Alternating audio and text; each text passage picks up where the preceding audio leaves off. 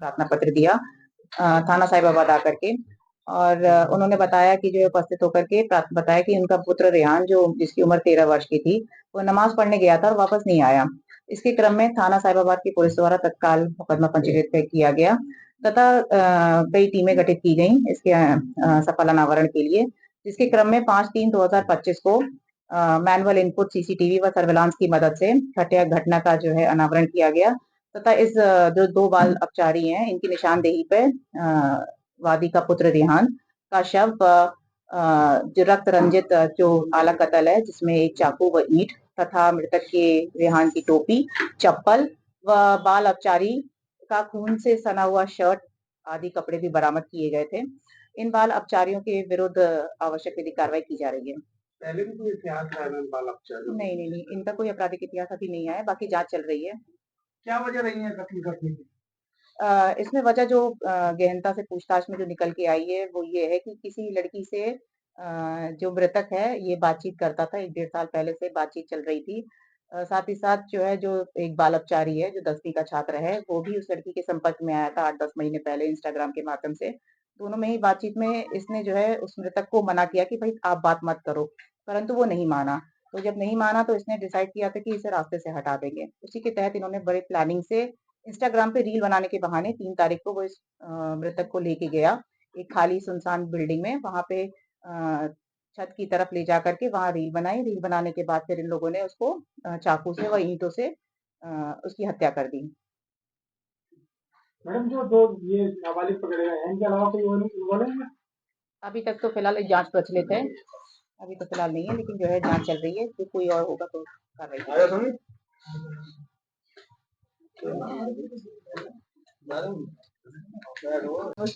वो दोनों से बात कर रही थी ना, तभी तो इसने उससे कहा कि भाई तुम बात करना बंद करो, तो वो नहीं माना। फिर उसको रास्ते से हटाने का प्लान बना लिया इन लोगों ने।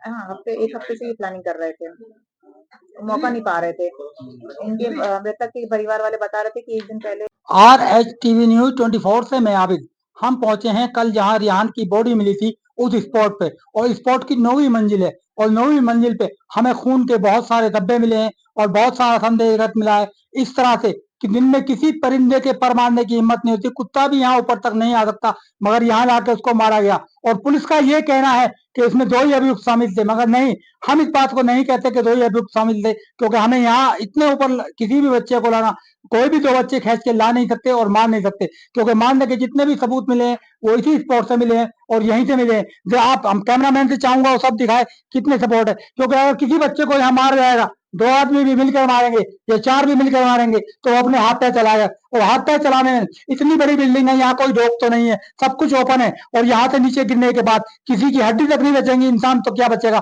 तो ऐसे में मैं नहीं मानता कि 2 बच्चों का मारा हुआ है और 2 ही बच्चों ने इनको मारा है, और 2 ही बच्चों के पब्लिक का भी ये कहना है कि यहाँ इतने ऊपर जाके इन बच्चों को कोई मार नहीं सकता, बच्चों को कोई मार नहीं सकता।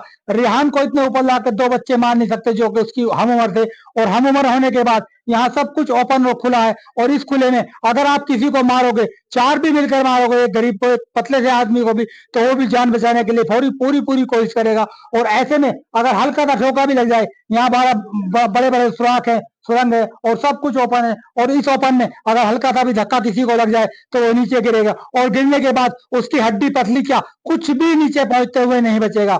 मैं इनसे चाहूंगा कि वो सारे स्पॉट दिखाए और सब कुछ दिखाए कि कहाँ कैसे क्या हुआ।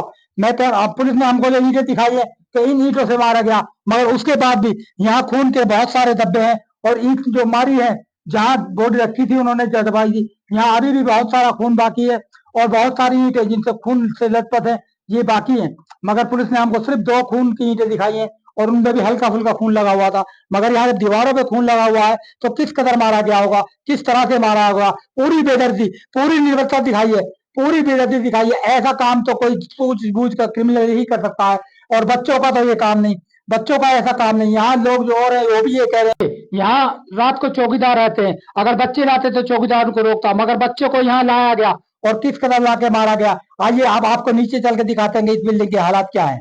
और भूत बंगला भी इस तरह का कि यहाँ दिन में किसी के आने की हिम्मत नहीं होती। कुत्ता भी यहाँ नहीं आ सकता, परिंदा ही पर नहीं मार सकता। मगर इन लोगों ने यहाँ लाकर इस बच्चे को बेरहमी से मारा गया। और हम नहीं मानते कि इस बच्चे को बेरहमी से मारा गया, क्योंकि पूरी प्लानिंग 8 दिन से पूरी प्लानिंग हो रही थी। और पूरी प्लानिंग में आइए लोगों से बात करते हैं, क्या कहना चाहते हैं। आपको क्या लगता है सर, ये बिल्डिंग या तो ये बसाई जाए या इसको उजाड़ी जाए। नहीं, ये इतने ऊपर ले जाके जो मारा गया, इसमें आप क्या समझते हैं, 2 बच्चों का काम हो गया? नहीं सर, 2 बच्चों का काम नहीं है, ये तो ज़्यादा जनों का काम है। प्रशासन को इसके पीछे लाना चाहिए, पब्लिक को। जो इसके दोषी हैं उनको सख्त से सख्त कार्रवाई की जाए और बाकी उनको सामने लाया जाए। आपकी नज़र में कितने आदमियों का काम हो सकता है? ये तो कह नहीं सकते कितने आदमी है, पर ये है बड़ा तो कोई था। जी, आपका नाम? फरमान। आपको कैसा लगता है? नहीं, जो भी है गलत हुआ है, क्योंकि वो भी हमारे छोटे भाई जैसा था। आगे किसी के साथ ऐसा ना हो, तो इस हिसाब से देखिए, इतने ऊपर चढ़ने में हमारे साथ फूल गए हाँ हैं। जी। वो छोटे बच्चे हैं, नाबालिग हैं, वो इतने ऊपर चढ़े, तो क्या ये 2 ही बच्चों का काम है? नहीं, 2 बच्चों का नहीं है, टीम है पूरा उसके साथ हुआ है, ऐसा नहीं। तो प्रशासन जो कह रहा है, क्या आप उससे संतुष्ट हैं? नहीं, प्रशासन आगे कार्रवाई करनी चाहिए, जो बाकी दोषियों ने पकड़ना चाहिए। तो प्रशासन इसमें कह रहा है कि इन 2 बच्चों ने कबूल किया है और 2 ही बच्चे हैं इसमें, तो क्या आप इससे संतुष्ट हैं? नहीं, 2 बच्चे नहीं, ज़्यादा है। देखिए, यहाँ लोगों का कहना है कि इन 2 बच्चों का काम नहीं है, यहाँ किसमें बड़ों का भी काम है और संतुष्टि नहीं है। RH टीवी न्यूज़ 24 से मैं आबिद।